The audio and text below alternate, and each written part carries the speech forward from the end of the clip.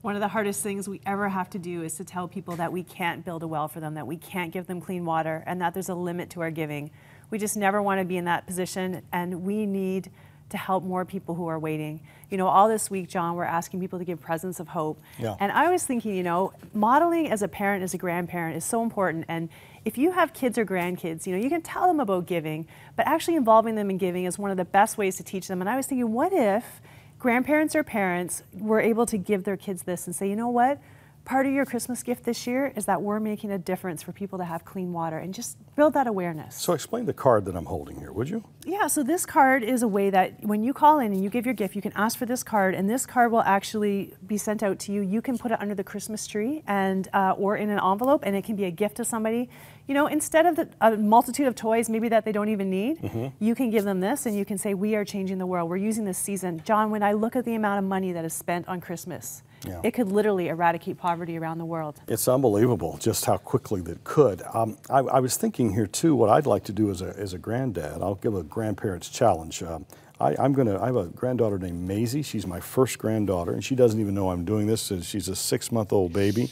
By the way, the most beautiful baby in the world. Of course. So I'm going to do a $100 gift from Sharon and me, and we'll do it in Maisie's honor. And I would say this, if you have grandchildren, why don't you respond to the challenge? And together, let's do something that sends a message in for your grandkids that are of an age to understand giving and Christmas and putting those two together. Here's a way that you can have a story and an opportunity to converse together about the importance of being generous to people in need. Just when you call 1-888-288-0003, call and tell them you want to make a contribution and tell them you would like to get this card, and we'll send it to you, as many cards as you need for people that you'd like to send in honor of the gift that you have made.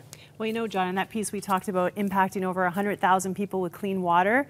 And part of that effort and part of that reason is Chester VenHuizen. You work on the ground with us, and you are a big part of why all of that is happening. It's exciting to see wells being drilled, Cheryl. It's exciting to see water coming up out of the ground.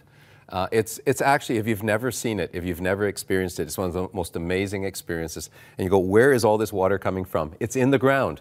God has put vast reservoirs of water in the ground, clean, drinkable water. Wow. And it's only a matter of getting a drill in there, drilling down, setting the casings in, get the pump going, whether it's a solar-powered pump or a hand pump, and it provides life to so many people. Well, you know, I mentioned off the top, Chester, that I'm a journalist, so I like to check things out. And when I was in Uganda last year, I was able to see wells that we dug and that other people dug. And other people's wells did not have a fence around it, which means that animals get in and they spoil the water, so it's not clean.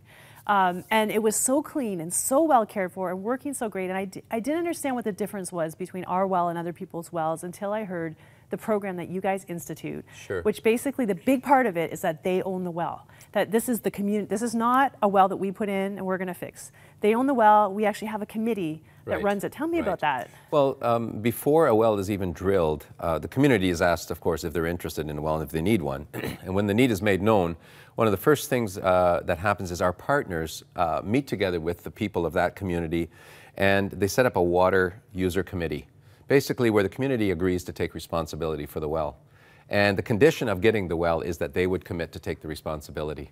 And so this is a really good system because long after Crossroads is gone or even our partners are gone, the community can look after the well. And so that means that when the people agree to that, that's why they look after it. They take pride because, you know, when you own something, you take more pride in it. And that's a proven fact.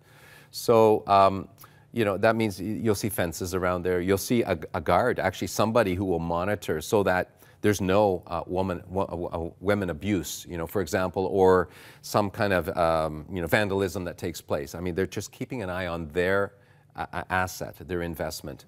And secondly, people will contribute some money on a monthly basis, and whatever they agree. So we don't dictate that. The people have to agree to that. And whatever they feel they can afford, that's what they agree to, and that's what they expect then from one another.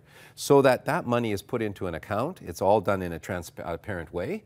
And when there's a breakdown, the other thing that we do is help people with a small toolkit so that they can fix the components of the hand pump or the rods that go down into the well. So basically the people become very much capable and sufficient to look after it themselves. And the money is there to pay for repairs.